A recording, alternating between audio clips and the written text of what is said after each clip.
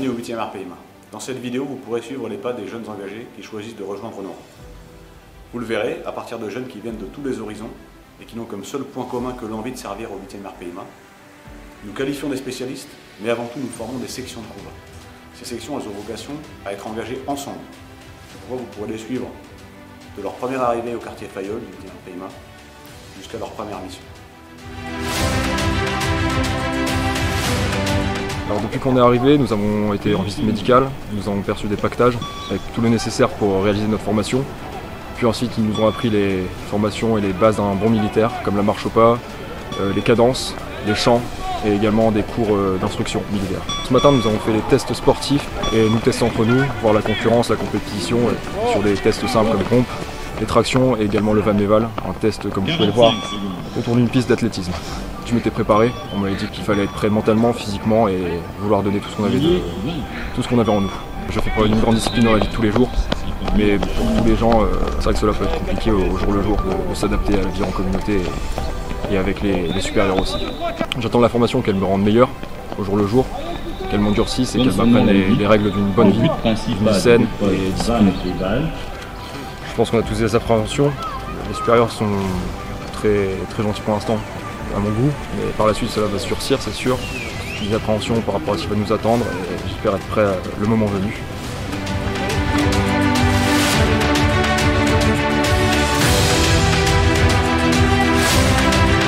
Après 2 semaines passées au régiment, ils ont fait leur circuit d'arrivée, leur incorporation, perception matérielle. On est arrivé donc au centre de formation initiale des militaires du rang de la 11e brigade parachutiste. À l'issue des 2 semaines de formation au fusil d'assaut, le but là c'est de restituer par un tir d'accoutumance et de réglage tous les savoir-faire qu'ils ont fait durant ces 2 semaines. Donc, dans un premier temps, ils vont tirer 5 cartouches pour voir un peu ce que ça fait le recul et le bruit de l'arme. Et enfin, toujours à 25 mètres, ils partiront sur un tir de réglage. Et une fois ce tir de réglage effectué, on reconfirmera à 100 mètres si c'est bien arrivé ou pas. Du coup, on est arrivé à Queuse, on a commencé à s'entraîner au tir. On a fait du CITAL, c'est du tir en simulation en fait. Et ça c'était surprenant le CITAL parce que je m'attendais pas à ce qu'il y ait autant de recul quand on tirait. Par rapport à la séance de tir, du coup je m'attendais à beaucoup plus de recul quand on a tiré sur le premier coup. Alors que là j'avais l'impression que le recul était moindre, c'était peut-être parce que j'avais un meilleur maintien de l'arme. Mais en tout cas c'était une sensation surprenante. Les premiers tirs étaient bien et les quelques tirs après étaient un peu moins bien, mais bon, à force de s'entraîner, on progressera et puis voilà. En même temps, on a préparé 5 ateliers. Un premier atelier donc NBC, tout ce qui est sur les menaces chimiques et nucléaires. Deuxième atelier sur la vie en campagne. C'est là où les jeunes engagés apprennent à monter un bivouac pour dormir dehors, avec une bâche, un tapis sol, etc. Creuser un feuillet. Et avec moi, on a vu donc révision moelle. Donc là, on révise les différentes postures de combat avant d'aller au tir. Ce soir, on partira pour une marche tactique de 5 km en sac à dos, armement. Ce sera la deuxième marche pour eux. Ils ont marché la semaine dernière pour la remise des casquettes. Et une fois la marche terminée, petit repas cohésion autour d'un feu où on leur apprendra plus de traditions.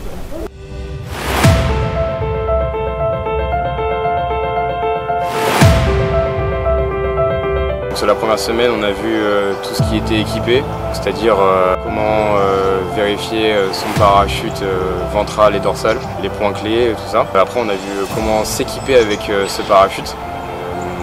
Après, on a vu les procédures sous voile, tout ce qui peut se passer comme incident, comment réagir face à ces incidents et comment atterrir une fois au sol. Mon ressenti avant le premier saut, j'avais pas trop de stress vis-à-vis de ça, juste une légère appréhension du fait que c'était mon premier saut militaire comme civil. À la fin de mon premier saut, j'ai compris l'importance de la position d'atterrissage et de bien donner la SOA. Donc sur les sauts d'après, j'ai un peu pris en confiance et mon appréhension est redescendue. C'est vrai qu'on attend beaucoup du saut en parachute parce que ça reste quand même quelque part un peu le cœur de notre métier en tant que parachutiste. La sortie de l'avion est assez bourrée d'adrénaline, mais au final ça reste quelque chose, c'est humain en fait. Donc peut-être c'est beaucoup pour certains, mais au fur et à mesure on prend confiance et on gagne. C'est une étape importante lors de leur formation. C'est une confirmation et c'est ce qui est venu chercher le jeune, s'engageant en 8. En encadrant leur formation, je me souviens des sensations de mes premiers sauts. Donc je me vois aussi en eux les premiers sauts, l'évolution de l'appréhension, du stress, pour certaines de la peur.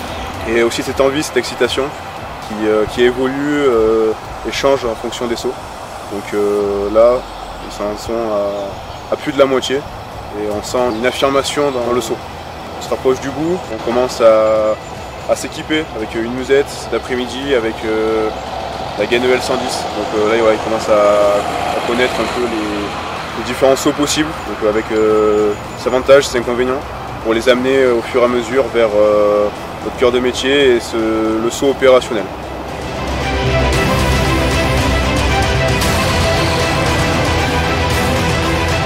Alors la marche s'inscrivait dans la semaine de raid, à la fin du stage commando. Pour se préparer à ce genre de marche, au cours de la formation de la FTS et puis même avant de la FGI, on a beaucoup marché, presque une marche par semaine, en faisant des distances qui s'accroissaient petit à petit. Et bon là c'était la plus longue qu'on avait fait, mais on en avait déjà fait avec beaucoup plus de dénivelé, donc on était plutôt prêt pour ce genre de marche. Avant la marche, fatigué, parce que mine de rien le stage commando c'est exigeant physiquement, on dort peu et on fait beaucoup d'exercices aussi. Mais j'étais déterminé, c'était la dernière ligne droite avant de terminer la formation. Dans la marche, on découvre plein de parties de son corps qu'on ne soupçonnait pas, et on se rend compte qu'elles existent parce qu'elles sont sollicitées, elles souffrent énormément. Donc au bout d'un moment, les crampes ont commencé à s'installer, mais la détermination était toujours là. Et après la marche, mal partout, mais heureux d'avoir réussi à terminer. Et fier, bien sûr. Alors le stage co a duré 3 semaines. Il y a eu 2 premières semaines d'instruction et la dernière semaine c'était un rallye. Pendant les semaines d'instruction, on a appris à s'équiper avec un baudrier. On a appris différents nœuds, ainsi que des techniques de franchissement pour franchir un parcours humide, par exemple. Il y a eu beaucoup de pistes aussi, pistes individuelles, pistes groupes, chronométrées, 2 jours comme minuit. Tous les soirs mission également, avec des procédés type commando, comme des contacts de partisans ou des BLM, qui sont des procédés que les commandos utilisent spécialement dans leur mission. Personnellement, ça m'a appris des choses sur ma main. J'ai découvert des choses que je ne connaissais pas jusque-là, le froid, le sommeil.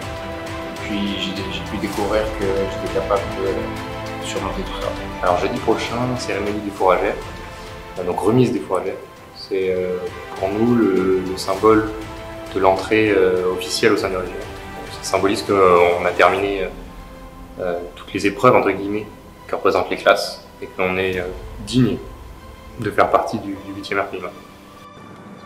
J'honorerai la mémoire de nos anciens et marcherai dans leurs pas.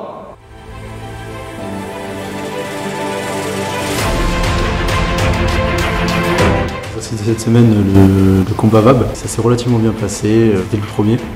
Il y a eu un peu de cafouillage, mais on s'est bien rattrapé sur l'exercice de nuit. Dans l'ensemble, ça nous a permis de nous rendre compte que c'était un vrai combat à grande échelle, si je puis dire, parce qu'on s'est déplacé justement en véhicule.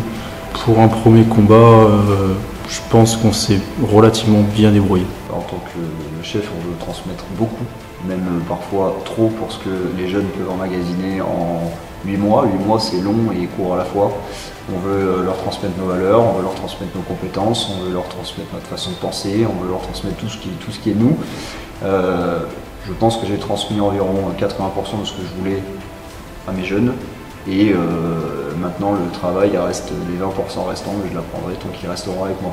On est revenu de la mission Sentinelle en mai, là depuis ça a été la première prise de guépard pour les jeunes, donc pendant l'été où on est un peu obligé de rester sur casse, même s'il fait beau ou quoi que ce soit, on est d'alerte donc on reste sur casse, ça a été la première chose. Ensuite là, nous sommes en octobre, septembre a été consacré à la poursuite de la formation, parce qu'il faut savoir que pendant l'instruction on ne finit pas totalement sa formation, il y a des modules de tir qui ne sont pas validés, le combat véhicule aussi d'ailleurs qui n'est pas validé, et ainsi de suite. Donc tout ce mois de septembre a servi à finir ces modules-là, Et là, octobre, donc la prochaine grosse échéance du régiment, c'est l'exercice Falcon Amarante, qui réunira plusieurs régiments de la brigade, et où là, on mettra en œuvre l'ensemble des savoir-faire, c'est-à-dire le saut, qu'ils ont appris pendant leur classe, le combat véhicule qu'on a commencé à travailler, donc qui servira de synthèse, et le combat à pied. Donc là, pour l'instant, la préparation se dirige sur Falcon Amarante. L'apprentissage continue, de toute façon l'apprentissage ne s'arrête jamais, qu'on soit marsouin parachutiste de première classe ou adjudant ou capitaine, on apprend toujours, parce qu'on a toujours quelqu'un au-dessus de nous, c'est ça qui est bien fait dans l'armée, qui est là pour nous apprendre quelque chose. On cherche toujours à évoluer dans l'armée.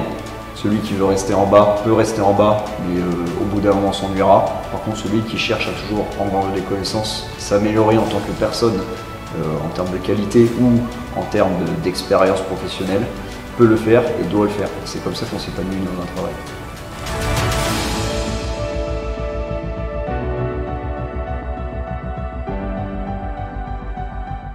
La période de formation initiale et la vie en compagnie, en fait, c'est pas pareil, puisque quand on est aux classes, forcément, on a moins d'autonomie, puisqu'on est censé être encadré tout le temps. Après, oui, forcément, c'est différent, on a plus de possibilités. Les cadres, ils lâchent un peu plus de lest, forcément, quand on est en compagnie, puisque la formation est terminée, donc on est censé être complètement autonome. Après la FJ, du coup, on a eu que 2 QL, mais maintenant, ça nous permet de pouvoir profiter mieux de nos familles quand on les voit, vu qu'on les voit pas souvent.